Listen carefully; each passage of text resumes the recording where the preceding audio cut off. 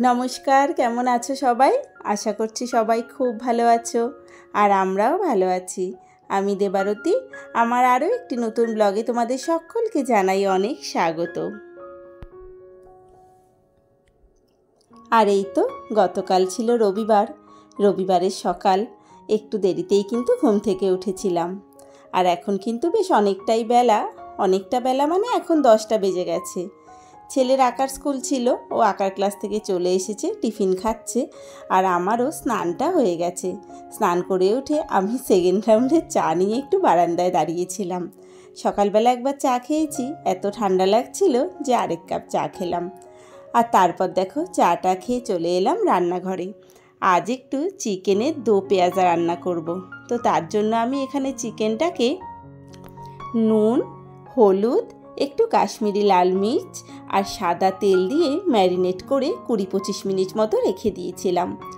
চিকেনটা কিন্তু আজকে সাদা তেলেই রান্না করব।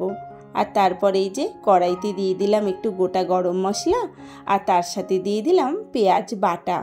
একদম মিহি করে কুচিয়ে নিলেও হতো, তবে আমি বেটে দিয়েছি।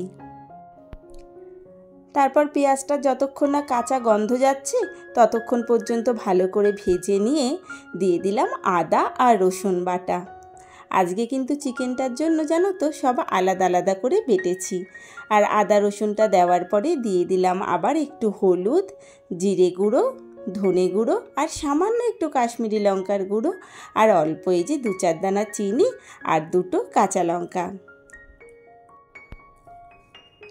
আজ মন চাইলো চিকেনটা একটু অন্যরকমভাবেই রান্না করি, সেই কারণেই একটু করা। সবসময় তো একঘেয়ে রান্না ভালো লাগে না।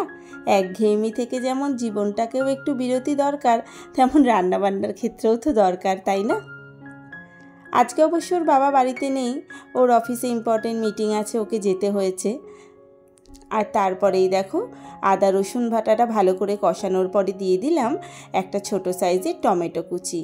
টমেটোটাও পেস্ট করে দিলে হতো, তবে যদি কুচিয়ে দেওয়া হয় তাহলে এরকম খুন্তি দিয়ে দিয়ে একটু ভেঙে ভেঙে দিলেই হবে। আর তারপর এখানে যেটা দিলাম সেটা হলো কাজু বাদাম বাটা। আমি 7-8টা মতো কাজু বাদাম পেস্ট করে নিয়ে এর মধ্যে মিশিয়ে দিলাম। আর বাটিটা ধুয়ে সামান্য একটু জল দিয়েছি, কারণ বাটিটার মধ্যে তো বেশ অনেকটাই পেস্ট লেগেছিল। আর আলাদা করে যেহেতু জলটা একেবারেই কম পড়বে রেসিপিটায়, সেই কারণে একটু বাটিটা ধুয়ে সামান্য একটু জল দিয়ে নিলাম। এবার এটা থেকেও যতক্ষণ না তেল বেরোবে ততক্ষণ আমি এখানে গ্যাসটাকে মিডিয়াম ফ্লেমে রেখে কষিয়ে যাব। আর তারপরেই দেখো মিনিট 2-3 কষানোর পরেই কিন্তু এখান থেকে তেলটা বেরিয়ে গেছে। আর তারপরে দিয়ে দিলাম ম্যারিনেট করে রাখা চিকেনটা। এই সমস্ত করতে করতে ওদিকে আমার 20 মিনিট মতো হয়েও গেছিলো। চিকেনটা কিন্তু সুন্দর ম্যারিনেশন হয়েছে, আর রঙটাও দেখেছো কি সুন্দর লাগছে। এবার সমস্ত মশলাটার সাথে চিকেনটাকে ভালোভাবে মাখিয়ে নেব। আর তারপর আমি আরও 4-5 মিনিট মতো গ্যাসটাকে কমিয়ে রেখে এটাকে ঢেকে রেখে হতে দেব।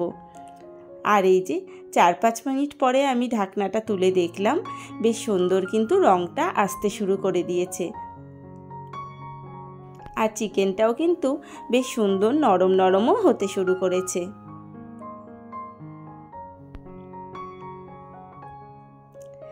আর এই যে তারপরে অ্যাড করলাম ফেটিয়ে রাখা টক দই। টক দই দেওয়ার সময় অবশ্যই গ্যাসের ফ্লেমটা লো রেখে দিতে হবে, তা নয়তো টক দই কিন্তু কেটে যাওয়ার চান্স থাকে।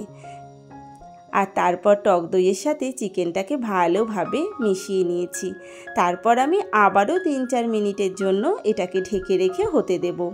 তবে এবার আমি কড়াইটাকে নিয়ে ওই ছোটো বার্নারটায় বসিয়ে দিয়েছিলাম গ্যাসটা কমিয়ে রেখে।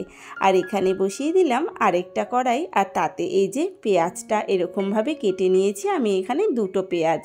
আর তারপর সাদা তেলে দিয়ে দিলাম একটা শুকনো লঙ্কা ফোড়ন, আর তারপর কেটে রাখা পেঁয়াজগুলো আর একটা ছোট সাইজের টমেটোটা ওরকমভাবে পিস পিস করে কাটা। এবার আমি এই পেঁয়াজ আর টমেটোটা ভেজে নেব, তবে খুব বেশি ভাজা কিন্তু হবে না, কাঁচা গন্ধটা চলে যাবে সেই রকম পর্যন্ত ভাজাটা হবে। এই যে ঠিক এরকম পর্যায়ে, খুব বেশি লাল ভাজা কিন্তু একেবারেই হবে না। আর এদিকে দেখো 4-5 মিনিট পরে কিন্তু চিকেনটা থেকে দইটা দেওয়ার ফলে সুন্দরভাবে কিন্তু এটা ফুটতে শুরু করে দিয়েছে। এখানে কিন্তু এখনও পর্যন্ত জল পড়েনি। জল না দিলেও চলে, তবে আমি সামান্য একটু জল অ্যাড করেছিলাম। এটা যদি এই অবস্থাতেও আরও মিনিট 5-7 ফুটিয়ে নেওয়া যায় তাহলেও হয়।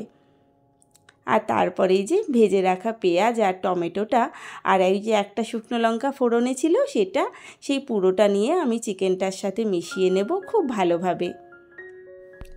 চিকেনটা কিন্তু এই অবস্থাতে আরও মিনিট 5 মতো ফুটিয়ে নিলে কিন্তু রেডিও হয়ে যায়। তবে যদি গ্রেভি একটু বেশি খেতে ভালো লাগে সেই কারণে সামান্য একটু জল আমি অ্যাড করে দিয়েছিলাম। তোমাদেরও যদি গ্রেভিটা বেশি পছন্দ হয় তাহলে তোমরাও সামান্য একটু জল অ্যাড করে নিতে পারো।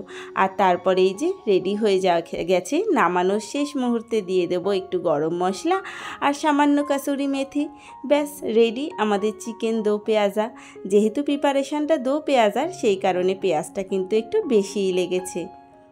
আর এই দেখো সুন্দরভাবে রেডি হয়ে গেছে, খেতেও কিন্তু দুর্দান্ত হয়েছিল। তারপর আমরা মা ছেলে মিলে একটু বেরিয়েছিলাম পাশে একটা দোকানে যাওয়ার জন্য। তো সোনাকে বললাম যাওয়ার কথা, সেও এক পায়ে রাজি। তাহলে আজকের মতো এই পর্যন্তই, আবারও দেখা হবে। সবাই ভালো থেকো, সুস্থ থেকো।